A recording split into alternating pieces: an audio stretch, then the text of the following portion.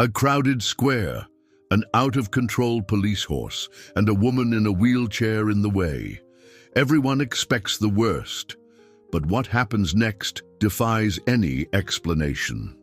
The spring sun cast a golden glow over Central Park as the annual New York City Safety Awareness Fair transformed the usually tranquil Sheep Meadow into a bustling showcase of the city's finest emergency responders. Red, white, and blue banners fluttered in the gentle breeze, while families with ice cream cones and cotton candy meandered between demonstration booths, wide-eyed children pointing excitedly at the impressive display of equipment.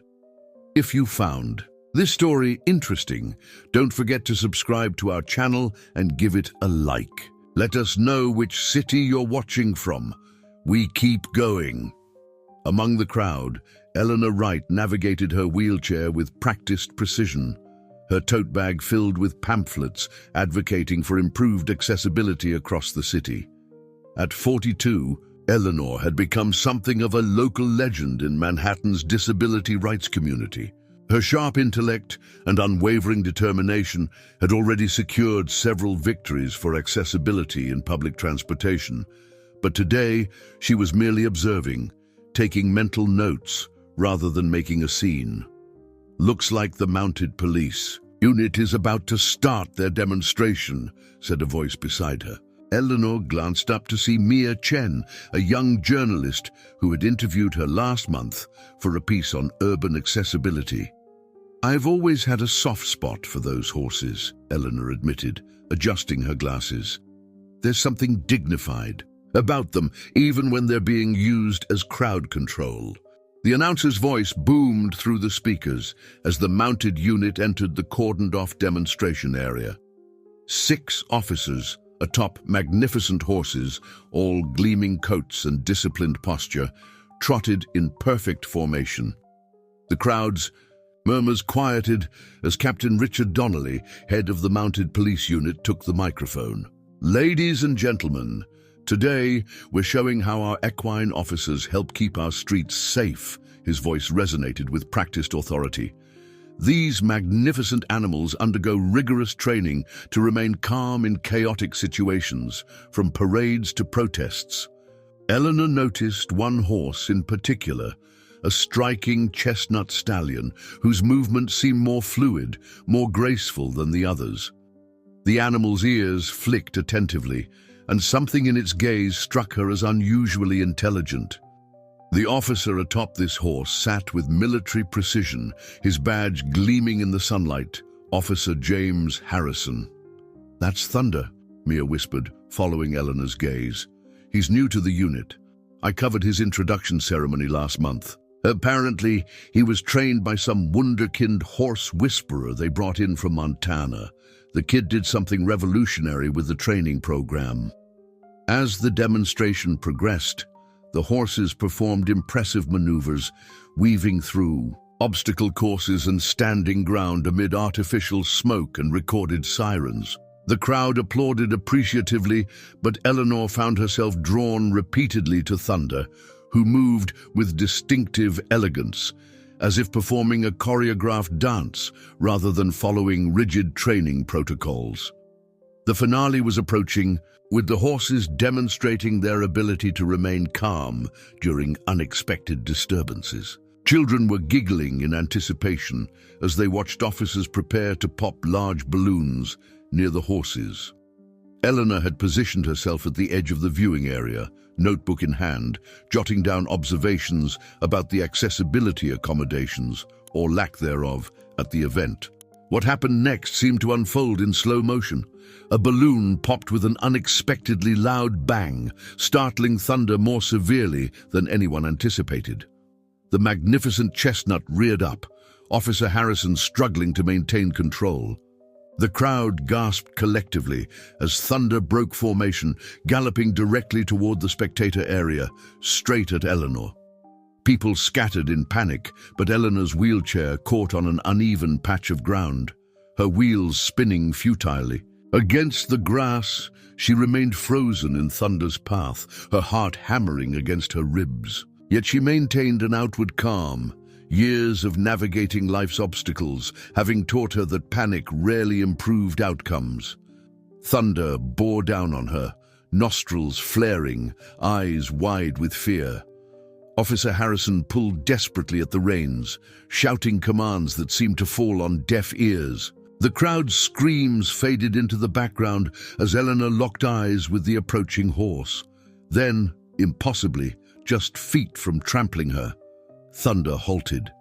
The massive animal reared dramatically, front hooves pawing at the air mere inches from Eleanor's face, before coming down to stand perfectly still before her. The silence that followed was deafening, acting on. Pure instinct, Eleanor slowly raised her hand. The horse lowered its magnificent head, nostrils flaring as it sniffed her outstretched fingers.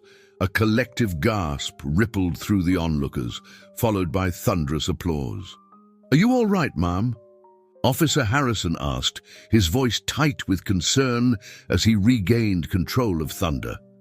"I'm fine," Eleanor replied, heart still pounding. "Your horse seems to have better manners than most New Yorkers I encounter daily." Her quip broke the tension, drawing nervous laughter from the gathering crowd. Captain Donnelly rushed over, his face a mask of professional concern, thinly veiling obvious panic. "Ms. Wright, please accept our deepest apologies for this incident," he said, gesturing for paramedics who were already making their way through the crowd. "We'll need to file an incident report and have you checked out by medical personnel." Eleanor waved away the fussing. "I'm perfectly fine, Captain. No harm done." She looked up at Thunder, who remained unusually calm. "Your horse just got spooked." "It happens." But even as she downplayed the incident, Eleanor couldn't shake the feeling that something extraordinary had transpired in that moment of connection between her and the horse. There had been recognition in those deep brown eyes, an intelligence that seemed almost human. As the event coordinators ushered her toward a first aid tent despite her protests, Eleanor caught sight of a young man at the edge of the crowd, tall and lanky, with anxious eyes that darted between her and Thunder. When he noticed her looking, he quickly disappeared into the throng of spectators. "Who was that?" she asked Mia, who had stayed by her side. "I'm not sure," Mia replied, but something in her tone suggested otherwise. "Listen, Eleanor, there's something you should know about Thunder and the mounted police training program. The trainer I mentioned, the one from Montana, his name is Nathan Blackwood. He disappeared 3 days ago without explanation." Eleanor felt a chill despite the warm spring air. "Disappeared?" "Yeah, just vanished. Left his apartment, never showed up for work. The police are saying he probably just skipped town. Apparently he was a bit of a loner, no real ties to the city, but you don't believe that," Eleanor finished for her. Mia lowered her voice. "Nathan approached me last month, said he had concerns about changes being made to the training program. Said someone was pushing for more aggressive techniques. We were supposed to meet again, but then he went AWOL." The paramedics arrived, interrupting their conversation. But Eleanor's mind was already racing, the incident replayed in her thoughts. Thunder's approach, the moment of connection, the strange sense that the horse had recognized something in her. And now this missing trainer, with concerns about the program. By the time she was released from the first aid tent, with nothing but a bottle of water and a pamphlet on shock, the demonstration area had been cleared. The mounted unit was nowhere to be seen, the incident efficiently contained and managed. Captain Donnelly approached with a clipboard and a practice smile. "Ms. Wright, we just need your signature on this incident report, and then we can arrange transportation home for you if needed." Eleanor reviewed the document, her years as a legal secretary making her naturally suspicious of paperwork presented for hasty signatures. The report characterized the event as a minor equipment malfunction resulting in brief animal disorientation, with no physical contact or injury to civilians. "This isn't accurate," Eleanor said, looking up at Donnelly. "Your horse broke formation entirely and nearly trampled me before stopping on his own." Donnelly's smile tightened. I assure you, Ms. Wright, Officer Harrison maintained control of the animal at all times. It may have appeared dramatic from your perspective, but Thunder responded to his commands precisely as trained. As Eleanor reluctantly signed the deliberately understated report, she noticed a business card that had been slipped into her tote bag. Discreetly, she palmed it while handing back the clipboard. Only later, in the privacy of her apartment overlooking Riverside Park, did she examine it closely. Samuel Reynolds, attorney at law, followed by a phone number and a handwritten note. On the back, the truth about Thunder needs to come out. Call me. That night, Eleanor couldn't sleep. She kept seeing Thunder's intelligent eyes, feeling that moment of connection. She'd spent her life advocating for those whose voices weren't heard. What if this was another such case? What if there was more to Thunder's reaction, more to Nathan Blackwood's disappearance? The news had already picked up the story. Smartphone videos of Thunder stopping short of trampling her had gone viral, with captions like, "Horse shows more humanity than humans," and "Miracle at Central Park." But Eleanor sensed there was a deeper story beneath the surface, something that powerful people might want to keep hidden. With determination born from years of fighting bureaucratic battles, Eleanor reached for her phone and dialed Samuel Reynolds' number. Whatever secrets surrounded Thunder and his missing trainer, she was going to uncover them one way or another. She had always been a voice for those who couldn't speak for themselves. Perhaps now, that included a chestnut stallion with knowing eyes. "Mr. Reynolds, this is Eleanor Wright. Let's talk about Thunder." Samuel Reynolds' office was not what Eleanor had expected. Instead of the sleek Manhattan high-rise she'd imagined, she found herself in a modest, converted brownstone in Brooklyn, with mismatched furniture and walls lined with environmental law textbooks. Reynolds himself was equally surprising, a man in his early 50s with salt and pepper hair tied back in a short ponytail, wearing jeans and a rumpled button-down shirt rather than the expected power suit. "Ms. Wright, thank you for coming," he said, rushing to clear a stack of papers from the chair opposite his cluttered desk. "I've followed your accessibility advocacy work for years. Your lawsuit against the MTA was brilliantly executed." Eleanor wheeled herself into the cleared space. "I appreciate the compliment, Mr. Reynolds, but I'm here about Thunder. You said the truth needs to come out. What truth exactly?" Reynolds glanced at his office door before speaking, his voice lowered. "What do you know about Horizon's security partnerships? The private contractor. They handle security for half the corporate buildings in Manhattan and consult on police training programs. What about them? 9 months ago, they secured a $70 million contract with the NYPD to revitalize and enhance the mounted police training protocols. The public announcement painted it as modernization, bringing cutting-edge techniques to an outdated program." Eleanor frowned. "And what was it really?" "A complete overhaul that emphasized intimidation and crowd control over community policing. The horses were essentially being retrained as weapons." Reynolds pulled out a folder from his desk drawer and handed Eleanor several photographs showing training sessions with horses being subjected to increasingly stressful stimuli. Flashing lights, loud noises, smoke. Nothing overtly abusive, but the intensity was evident. These changes were implemented gradually, but Nathan Blackwood, the specialist brought in to work with Thunder, started noticing the shift. Nathan's specialty was empathetic training, creating genuine bonds between officers and their horses.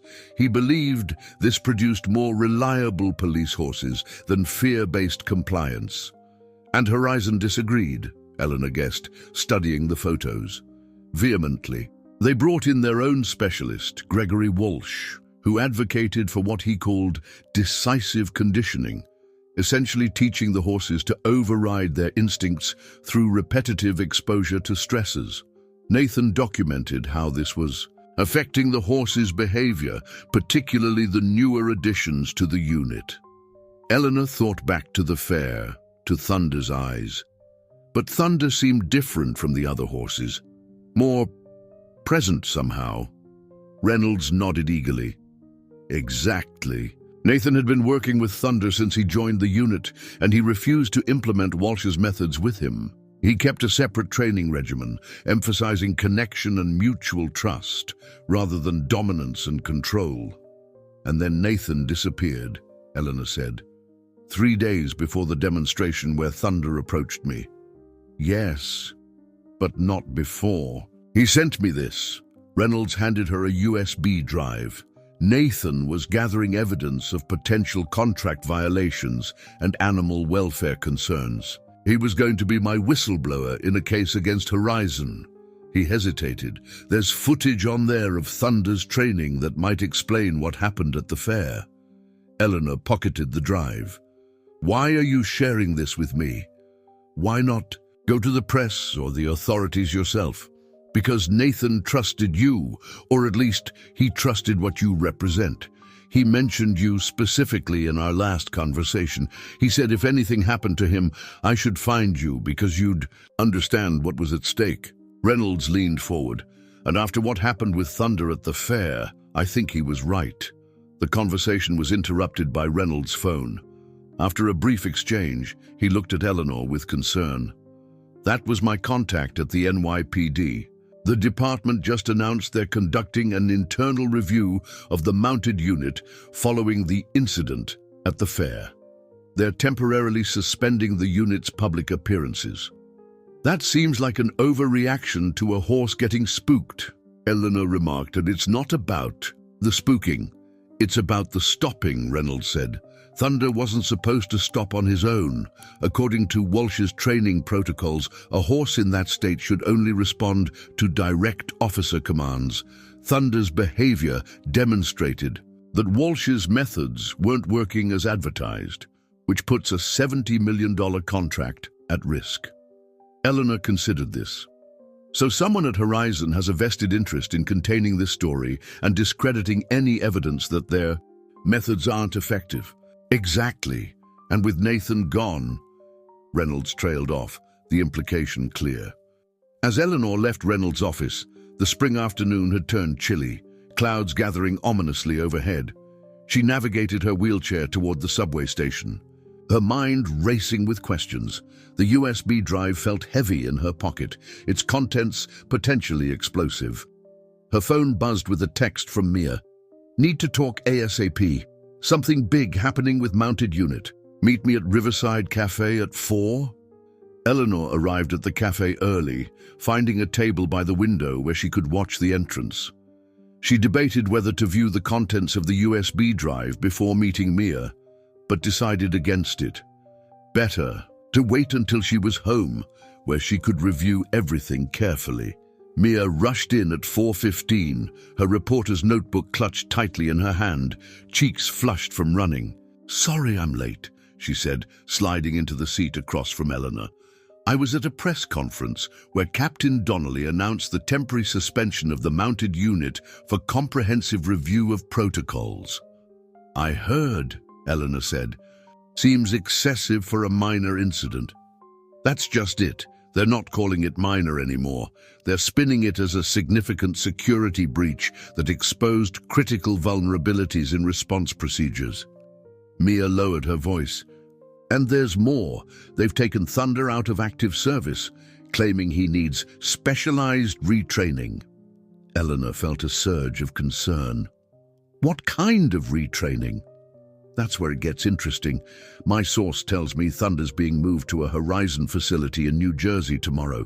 Apparently, Gregory Walsh himself wants to oversee his retraining personally. Walsh? The specialist from Horizon who advocates for decisive conditioning? Mia's eyebrows shot up. You know about Walsh? How? Eleanor hesitated, unsure how, much to reveal. She'd known Mia for several years and trusted her journalistic integrity, but Reynolds's paranoia had affected her. I've been doing some research since the incident. Thunder's reaction fascinated me. Well, you're not alone. That video has over 5 million views now, and animal behaviorists are having a field day with theories about why he stopped. What's your source saying about Nathan Blackwood? Eleanor asked, watching Mia carefully. A shadow crossed the young journalist's face. That's another thing. The department's officially listing him as a person of interest in an ongoing investigation, implying he may have sabotaged the training program before disappearing. That's convenient, Eleanor muttered. Very, but my source says it's bull. Nathan was beloved by everyone in the unit except Walsh and the Horizon team. Mia hesitated. There's something else. The footage of Thunder stopping in front of you?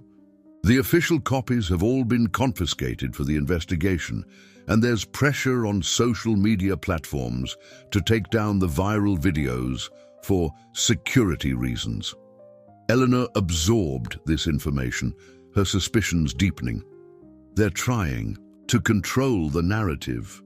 Exactly, but why go to all this trouble over one spooked horse, unless there's something about Thunder they don't want people to see, Eleanor finished. Something about the way he was trained, or the way he wasn't trained. The conversation was interrupted by Eleanor's phone ringing, an unknown number. She answered cautiously. Ms. Wright. The voice was male, young and frightened. My name is Alex Torres. I was Nathan Blackwood's assistant at the mounted unit. I need to talk to you about Thunder. I know what really happened at the fair, and I know why Nathan disappeared. Eleanor exchanged glances with Mia. Where are you, Alex? I can't say over the phone. There's a boathouse at the north end of Central Park. Can you meet me there in an hour? After ending the call, Eleanor briefly explained to Mia who Alex was. This could be the break we need to understand what's happening. Or it could be a trap, Mia cautioned. The timing is suspicious. That's why you're coming with me, Eleanor said with a determined smile. A reporter and a wheelchair-bound activist meeting in a public park in broad daylight. What could look more innocent? The boathouse was quiet when they arrived. Tourist season not yet in full swing. Alex Torres was easy to spot, a nervous young man in his 20s, pacing near the water, constantly checking his surroundings. When he saw them approach, relief washed over his face. Ms. Wright, thank you for coming, he said, then nodded to Mia. Ms. Chen, I've read your articles. Let's find somewhere quiet to talk, Eleanor suggested, noticing how Alex's eyes darted around the park. They found a secluded bench with a view of the lake where Alex could see anyone approaching. Once settled, he spoke in a low, urgent voice. I've been with the mounted unit for 3 years. When Nathan came in 6 months ago, everything changed. His methods were revolutionary. He treated the horses like partners, not tools. Thunder was his masterpiece. Alex's eyes shone with admiration.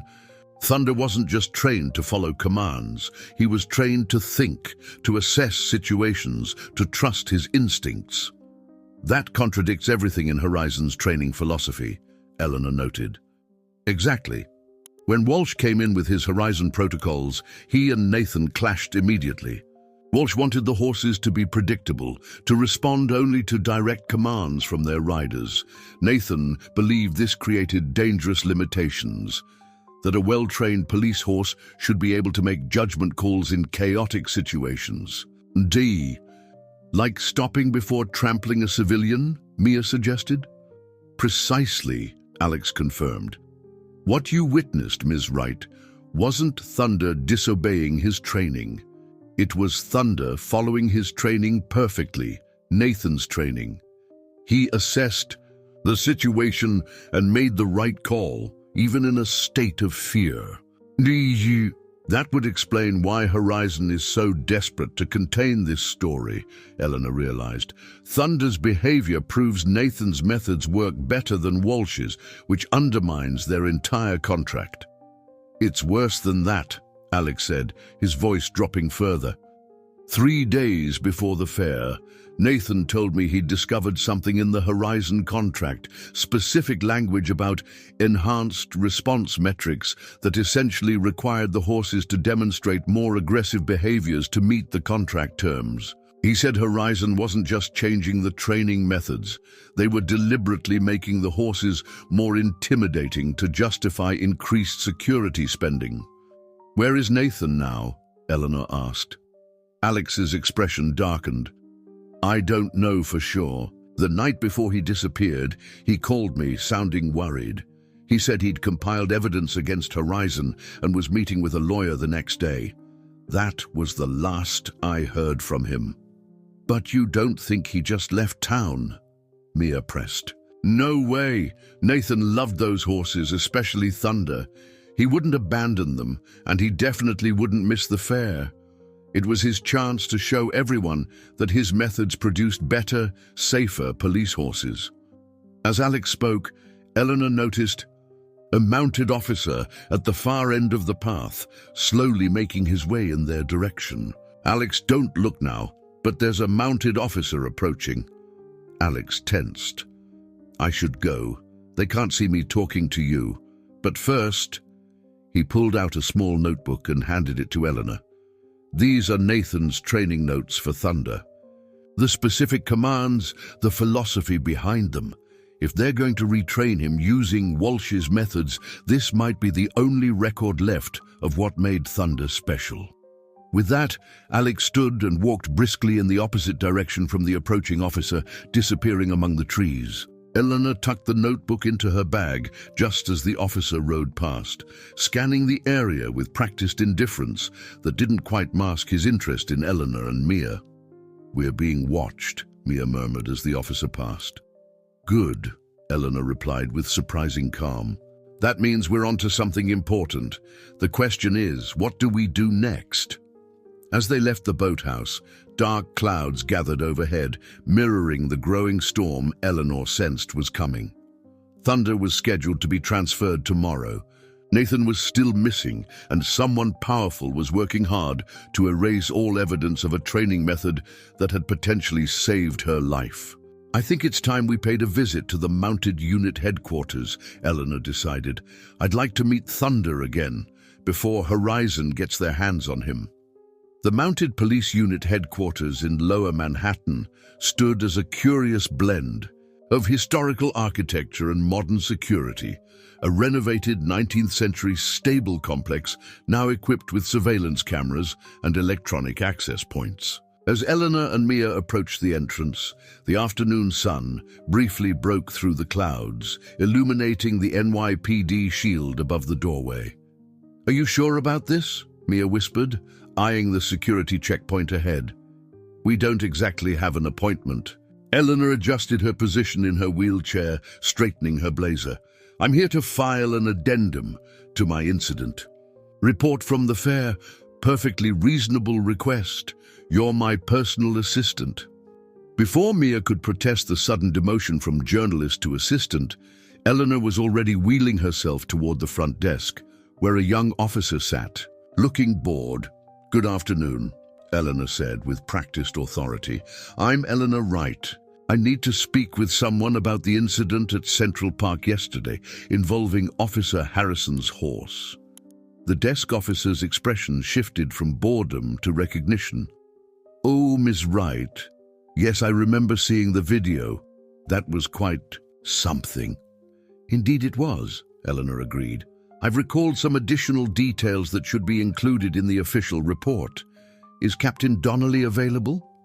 "The captain is in meetings all afternoon, ma'am. Would you like to leave your statement with me?" Eleanor shook her head. "This information needs to go directly into the official record. Perhaps Officer Harrison is available, since he was directly involved in the incident." The young officer hesitated, then reached for his phone. After a brief conversation, he looked back at Eleanor. "Officer Harrison is currently in the stables area. He says you're welcome to come back if you'd like to speak with him directly." "Perfect," Eleanor said, trying to contain her surprise at how easily they'd gained access. A security officer escorted them through a series of corridors and out into an enclosed courtyard that had been converted into modern stables. The smell of hay and horses filled the air, bringing an unexpected wave of nostalgia to Eleanor. Memories of childhood visits to her grandparents' farm in Virginia. Officer James Harrison stood by a stall at the far end, his posture rigid even. Out of uniform. He was younger than Eleanor had initially thought, perhaps in his early 30s, with the serious demeanor of someone who took his responsibilities to heart. "Ms. Wright," he said, extending his hand. "James Harrison. I'm glad to see you're doing well after yesterday's incident." Eleanor shook his hand. "Thank you, Officer Harrison. I wanted to discuss what happened with Thunder. I've been thinking about it constantly." Harrison glanced at Mia questioningly. "My assistant," Eleanor said smoothly. "She's helping me document everything properly." Harrison seemed to accept this, though not without a lingering look of suspicion. "What specifically did you want to discuss, Ms. Wright?" Eleanor looked past him to the stall he'd been standing beside. Inside, the magnificent chestnut stallion stood quietly, his intelligent eyes watching them. "Is that him? Thunder?" Harrison nodded, a flicker of pride crossing his features. "Yes, that's him." "May I?" Eleanor gestured toward the stall. After a moment's hesitation, Harrison stepped aside. Eleanor wheeled herself closer to the stall door, where Thunder immediately approached, lowering his head toward her. There was that same connection she'd felt at the fair, a quiet intelligence in his gaze that seemed to recognize her. "He remembers." "You," Harrison said, sounding surprised. "They say horses never forget a face," Eleanor replied, cautiously raising her hand to Thunder's muzzle. The horse gently nuzzled her palm. "I understand he's being transferred to a Horizon facility tomorrow." Harrison's expression tightened. "That's not public information, Ms. Wright." "I have connections in the department," she said vaguely. "May I ask why? He seems perfectly well adjusted to me." Harrison looked around the stable area, then lowered his voice. "The official explanation is that he needs specialized retraining following the incident. Unofficially," he trailed off, clearly conflicted. "Unofficially, Gregory Walsh wants to study him to understand why Nathan Blackwood's training methods work better than his own," Eleanor finished. Harrison's eyes widened. "How do you know about Nathan?" "The same way I know Thunder is being transferred because his behavior at the fair contradicted everything Horizon has been telling the department about effective training methods." Eleanor held his gaze steadily. "Officer Harrison, I believe Nathan Blackwood is in trouble, and I think Thunder's future is in jeopardy as well. I need to understand what really happened." For a long moment, Harrison said nothing, his internal struggle evident. Finally, he sighed. "Nathan is a good man. He understood these animals in a way I've never seen before. When I was assigned to Thunder, Nathan spent weeks helping us build a relationship based on mutual trust rather than dominance." "And Walsh disapproved," Mia prompted, breaking her silence. Harrison nodded. "Walsh called it dangerous sentimentality. He insisted the only reliable training was based on consistent stimulus-response patterns, no room for the horse to make decisions." He stroked Thunder's neck affectionately. "But Nathan, he proved him wrong. Thunder's performance metrics were better than any other horse in the unit, faster response times, better adaptability to unexpected situations, lower stress indicators." "Which made Walsh look bad," Eleanor surmised. "Worse, it threatened to invalidate the entire training philosophy Horizon was being paid millions to implement." Harrison checked his watch nervously. "Look, I shouldn't be telling you this, but Nathan contacted me the night before he disappeared. He said he'd discovered irregularities in Horizon's contract with the department, provisions that essentially guaranteed the company ongoing payments for recertification as long as certain performance metrics were maintained. Udim, what kind of metrics? Mia asked, her reporter's instincts clearly triggered. Metrics that incentivized more aggressive crowd control responses, Harrison explained. The more authoritative the horses appeared in public demonstrations, the more Horizon could justify continued enhancement of the program. Nathan believed they were deliberately engineering situations where the horses would appear more intimidating to justify expanded security budgets. Eleanor processed this information, pieces falling into place. And Thunder's behavior at the fair, stopping on his own rather than charging forward until commanded otherwise, undermined that narrative completely. Exactly.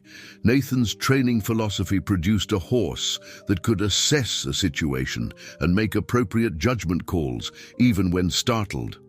Walsh's methods produced horses that responded only to direct commands, regardless of circumstances. Harrison lowered his voice further.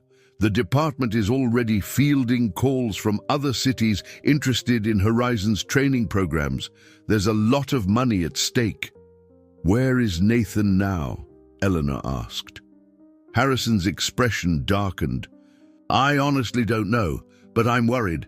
The same night he called me, his apartment was searched by Internal Affairs, supposedly based on an anonymous tip about training protocol violations.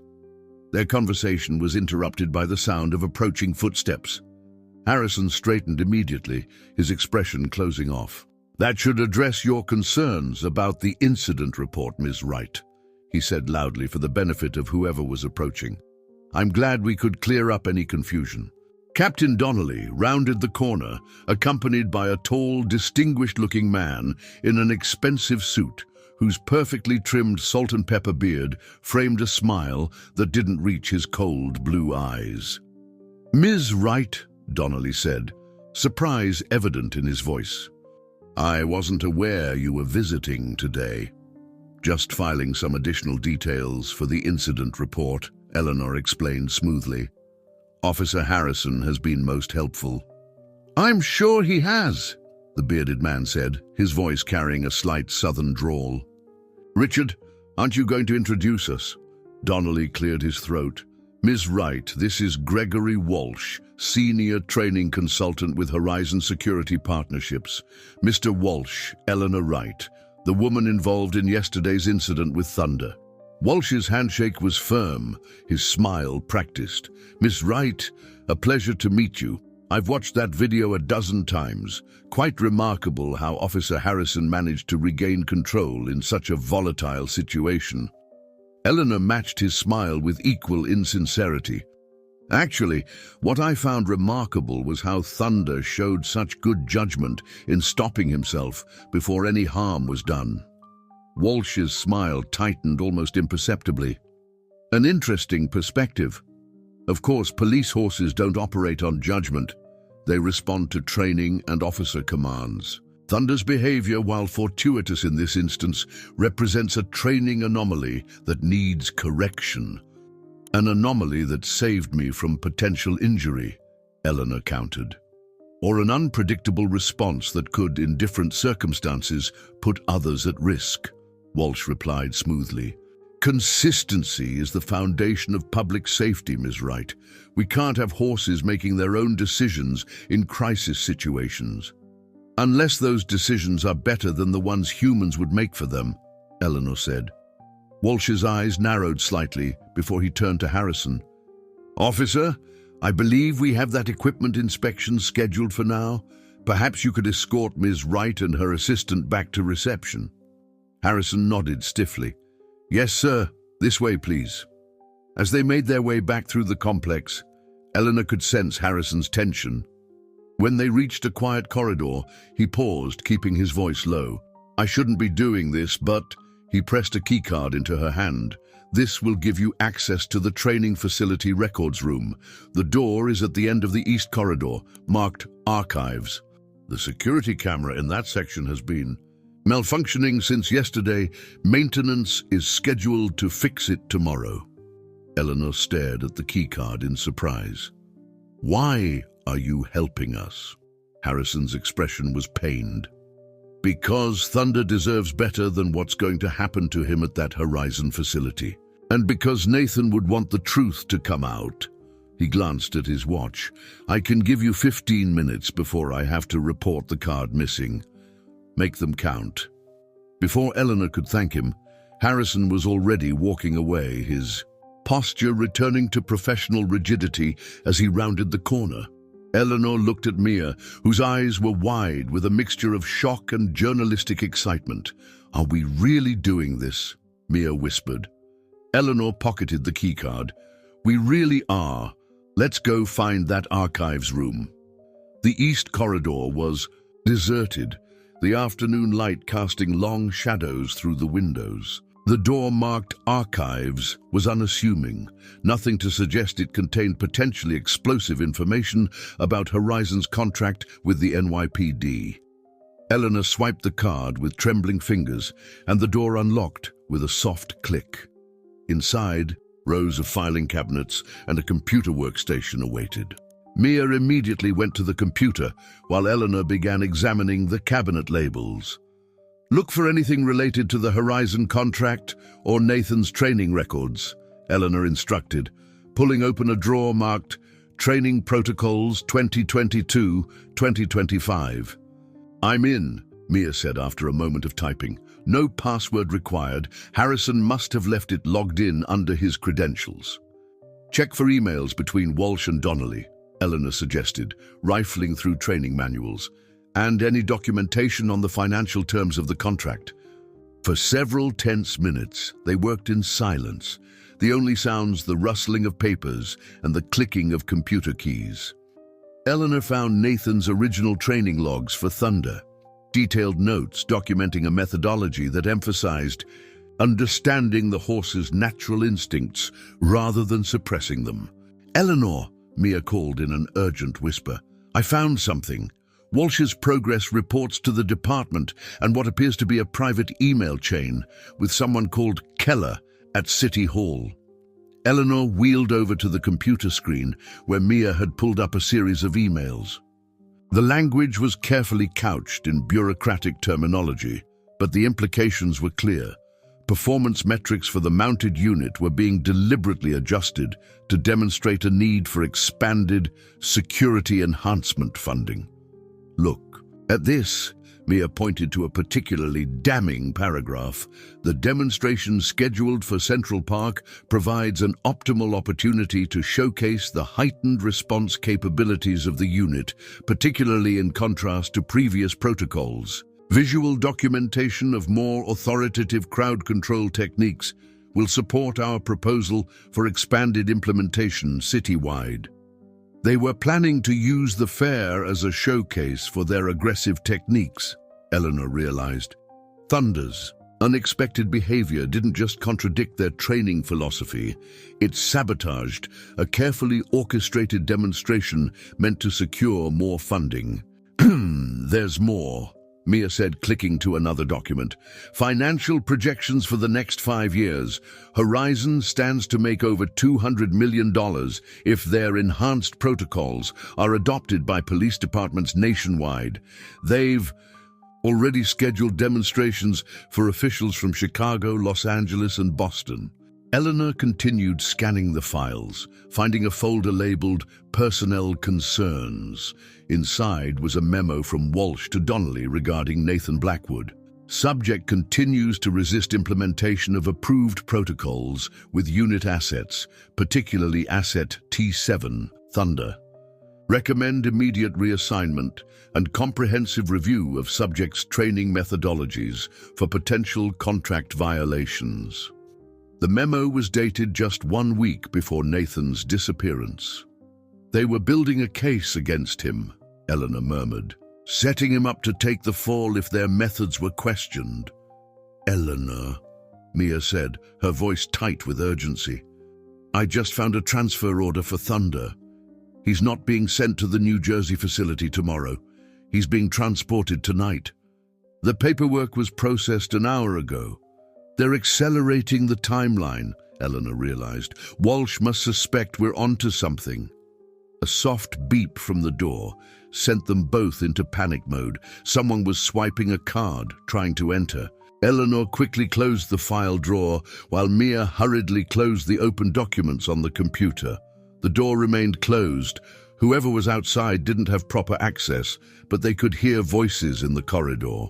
"We need to get out of here," Mia whispered. Eleanor nodded, but first quickly took photos of the most damning documents. With her phone, they slipped out of the archives room and took an alternative route through the building, avoiding the main corridors. As they rounded a corner, they nearly collided with Samuel Reynolds. "Mr. Reynolds!" Eleanor gasped in surprise. "What are you doing here?" Reynolds looked equally startled. "Filing a formal request for information regarding Nathan Blackwood's employment records. What are you—" He stopped mid-sentence, noticing their furtive expressions. "You found something, didn't you?" "Not here," Eleanor whispered, aware of the security cameras in the main corridors. "Meet us at the coffee shop across the street." In 15 minutes, once safely away from the headquarters, they shared their discoveries with Reynolds in hushed tones. The lawyer's expression grew increasingly grave. "This confirms what Nathan suspected," he said, examining the photos on Eleanor's phone. "Horizon has been manipulating the entire program to create a perceived need for more aggressive security measures, which they conveniently provide at premium rates. And Nathan became a liability when he refused to go along with it," Mia added. "What I don't understand," Eleanor said, "is why they're so focused on Thunder specifically. There are other horses in the unit. Why is this one so important to Walsh?" Reynolds considered this. "From what Nathan told me, Thunder was special, unusually intelligent and responsive. He became the showcase for Nathan's training philosophy. If Thunder continues to perform better under Nathan's methods than other horses do under Walsh's protocols, it undermines Horizon's entire approach. And their multi-million-dollar contracts," Mia noted. "We need to stop that transfer," Eleanor decided, "at least until we can bring these documents to someone who can launch a proper investigation." "My contact at the DA's office might help," Reynolds suggested, "but they'll need more than just these photos to act quickly enough." Eleanor thought for a moment, then turned to Mia. "How quickly can you put together a story with what we have?" "By this evening. But my editor will need solid verification before publishing anything this explosive. We're talking about corruption, allegations against a major city contractor."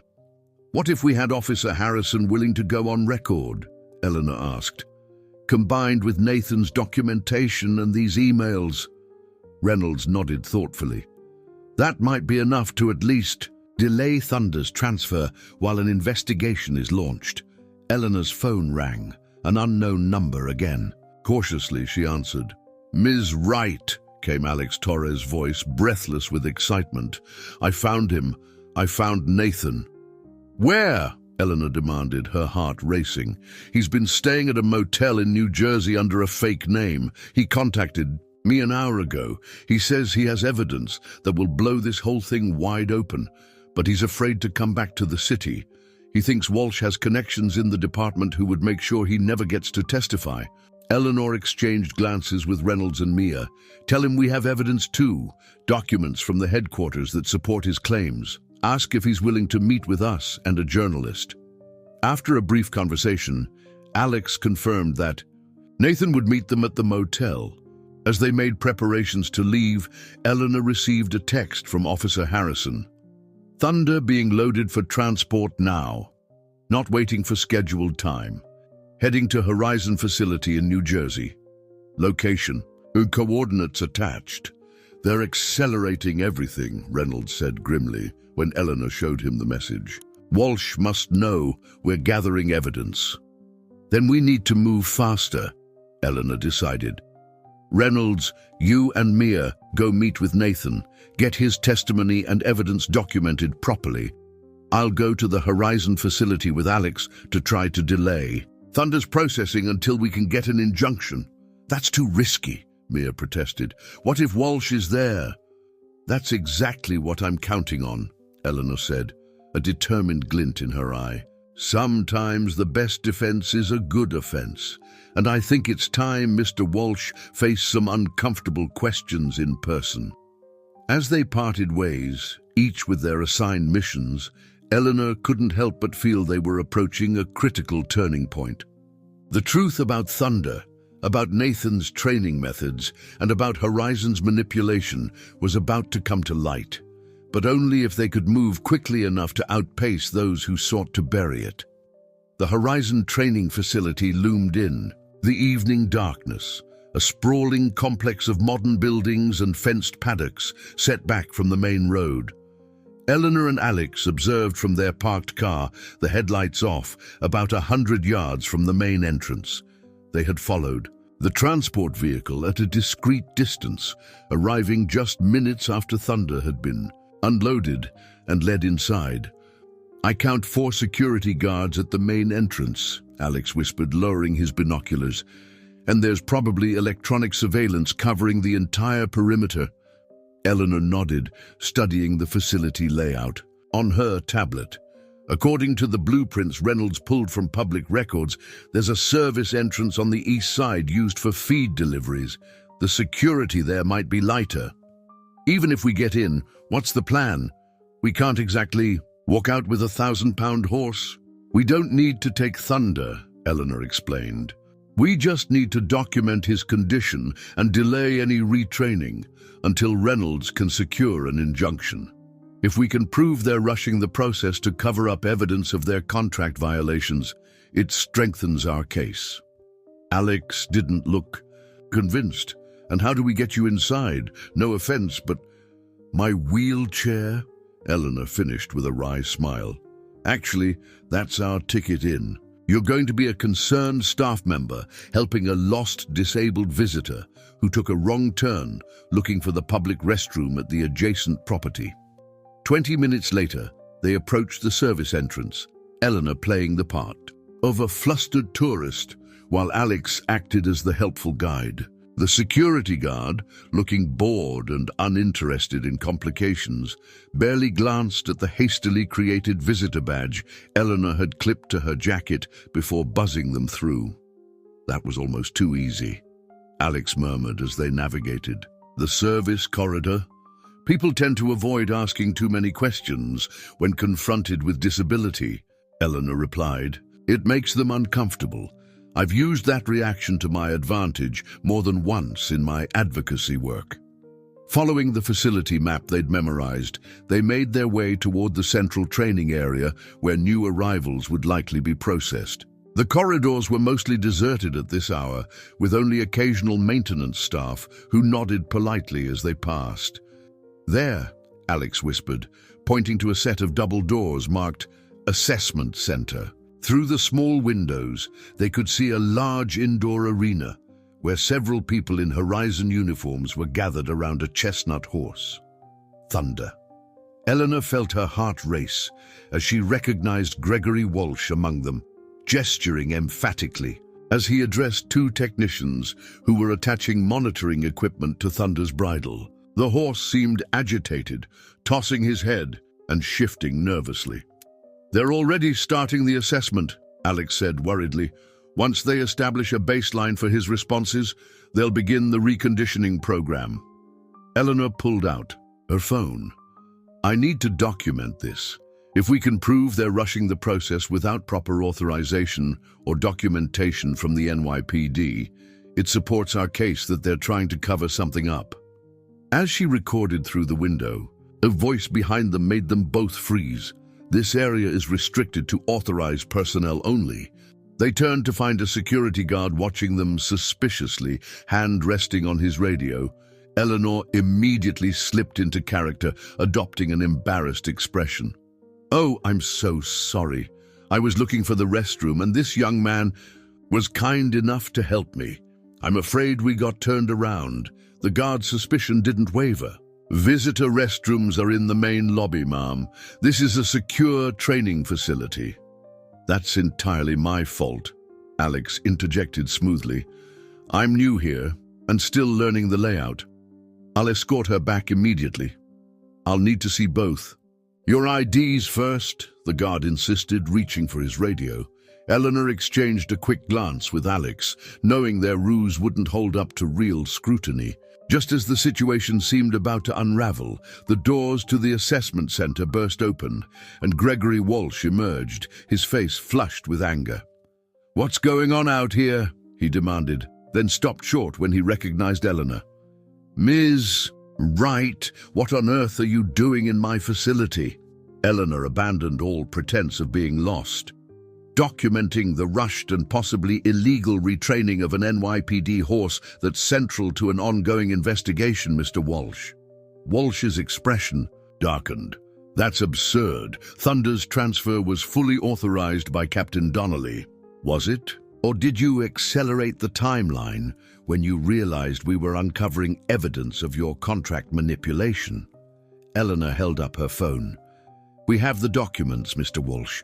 The emails about using the Central Park demonstration to showcase more aggressive techniques, the financial projections that depend on expanded security contracts, the internal memo building a case against Nathan Blackwood." Walsh's composure faltered momentarily before he regained control. "Security, please escort Ms. Wright and her companion from the premises immediately, and confiscate that phone. It contains unauthorized recordings of a secure facility." The guard reached for Eleanor's phone, but she quickly sent the video to Mia with a text. "Evidence from Horizon facility. Walsh attempting to confiscate. Proceed with story." "Too late," she told Walsh as the guard took her phone. "The footage is already with a journalist, along with all the documentation we found at headquarters.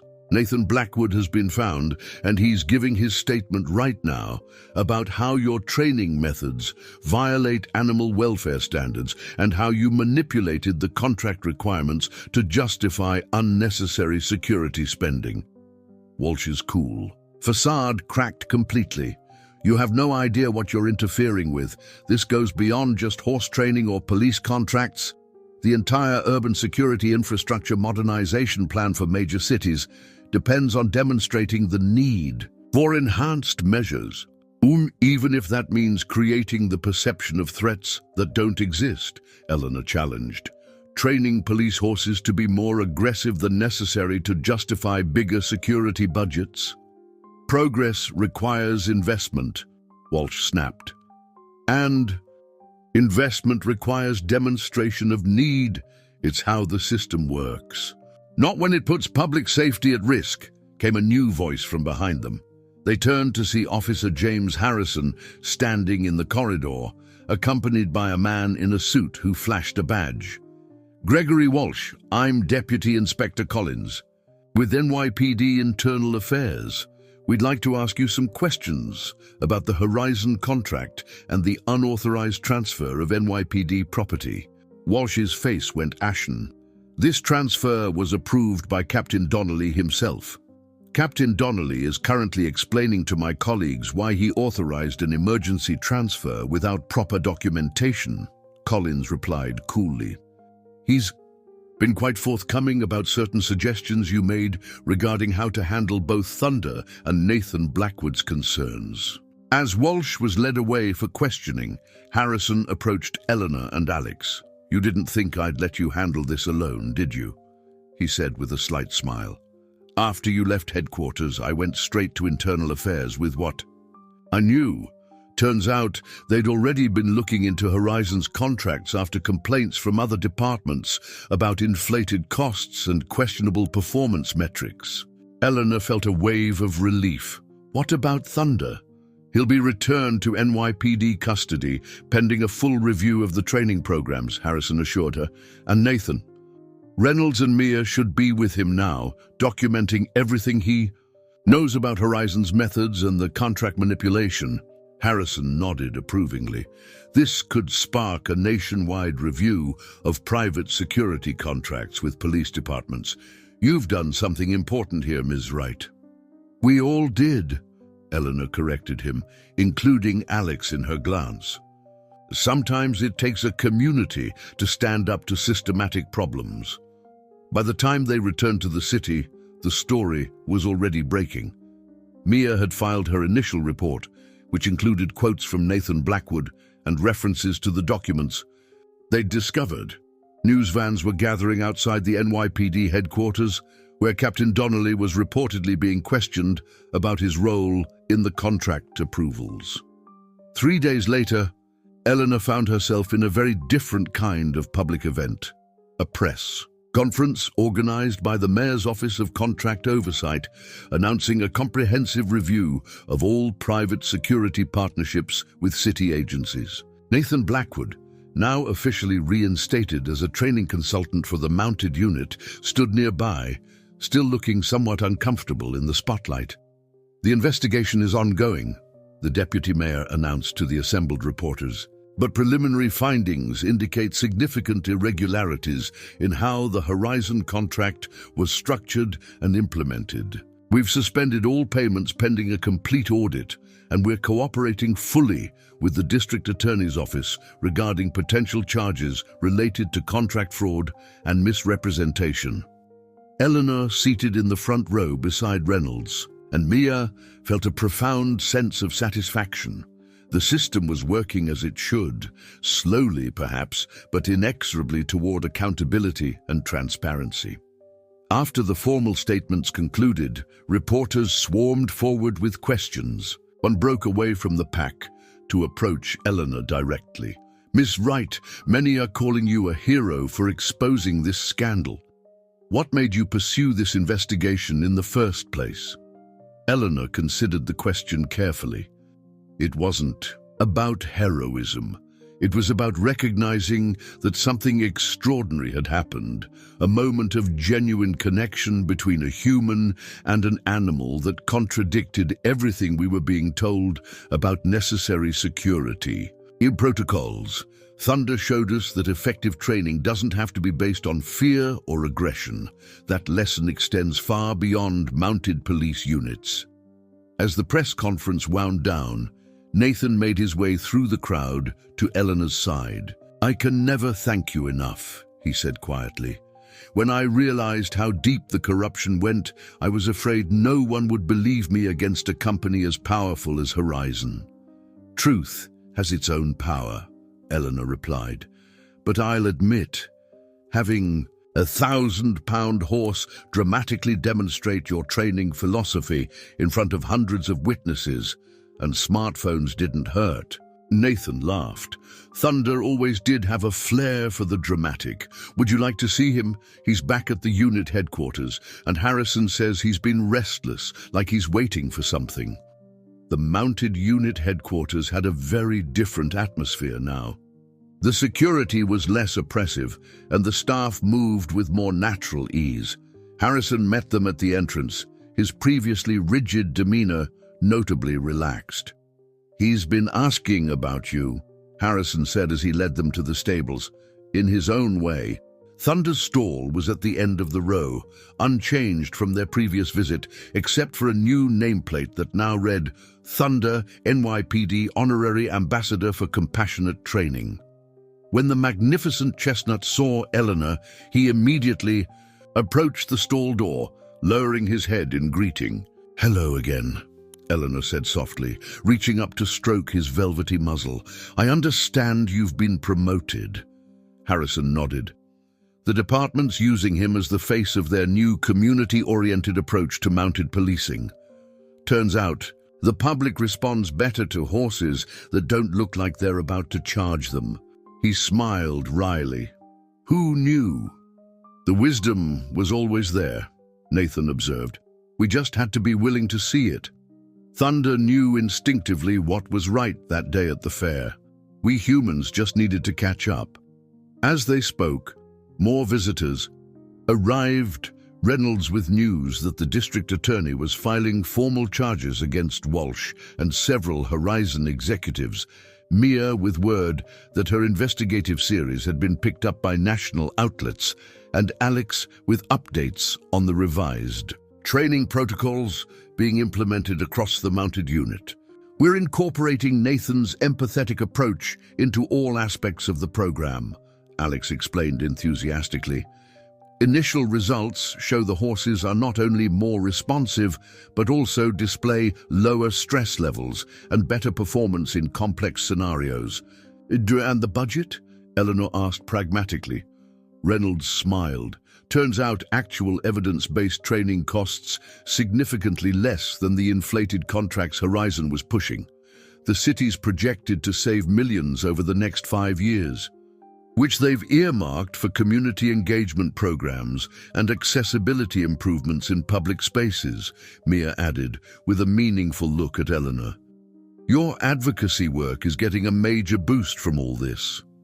Eleanor felt a swell of emotion as she looked around at this unlikely coalition, a journalist, a lawyer, a police officer, a trainer, and a horse, all brought together by a moment of unexpected connection in Central Park. What had begun as a simple investigation had blossomed into something far more significant, a reimagining of how systems could work when guided by compassion rather than fear. The following week, the mayor's office announced a new initiative for urban security reform, emphasizing community engagement and transparent oversight of private contracts. Eleanor was invited to join the advisory board, bringing her expertise in advocacy and her newfound understanding of how institutional changes could be accomplished. At the public launch of the initiative, Thunder made a special appearance, now a symbol of the city's commitment to more humane and effective public safety approaches. As Eleanor sat beside him for photographers, she leaned close to his ear. "You knew all along, didn't you?" she whispered, "that sometimes the most powerful statement is to stop, rather than charge ahead blindly." Thunder nickered softly as if in agreement, and the cameras flashed, capturing a moment that would come to represent not just the end of one corrupt contract, but the beginning of a new approach to urban safety across the nation, one built on mutual trust rather than intimidation, on connection rather than control. In the months that followed, Eleanor's advocacy work expanded to include animal welfare, alongside accessibility rights. The video of Thunder stopping before her wheelchair became a training tool for police departments nationwide, a powerful visual reminder that true security comes not from shows of force, but from listening to natural instincts. "The system works when we make it work," she often told audiences during her speaking. Engagements. It takes courage to question authority, especially when that authority comes dressed in impressive uniforms or expensive suits. But sometimes, the wisest perspective comes from those we least expect. Even a horse who chose compassion over conditioning. And Thunder, now the most famous police horse in America, continued his duties with Officer Harrison, demonstrating daily that effective training need not sacrifice empathy for efficiency. In parks and streets across New York, citizens would approach to greet the horse, who had shown that even in systems designed for control, there remained space for connection, for choice, and for the simple human instinct to protect rather than harm. The truth that had begun with a startled horse in Central Park had rippled outward, challenging assumptions and changing policies far beyond what Eleanor could have imagined when she first looked into those intelligent equine eyes. It was a reminder that change often begins, not with grand gestures, but with single moments of unexpected connection and the courage to pursue the truth wherever it leads. Dear listeners, we hope Eleanor and Thunder's journey has moved you as much as it moved us. Their story reminds us that sometimes the most powerful connections happen in unexpected moments, and that one person's determination can truly change an entire system. To continue this emotional journey, we've prepared a special playlist with equally captivating stories about unlikely heroes making a difference. Find it by clicking to your left. If you enjoyed this story, please don't forget to subscribe to our channel and give the video a thumbs up. Every day, we bring unique stories that explore life's complexities and the power of connection. Don't miss our upcoming content. We can't wait to read your thoughts in the comments section below.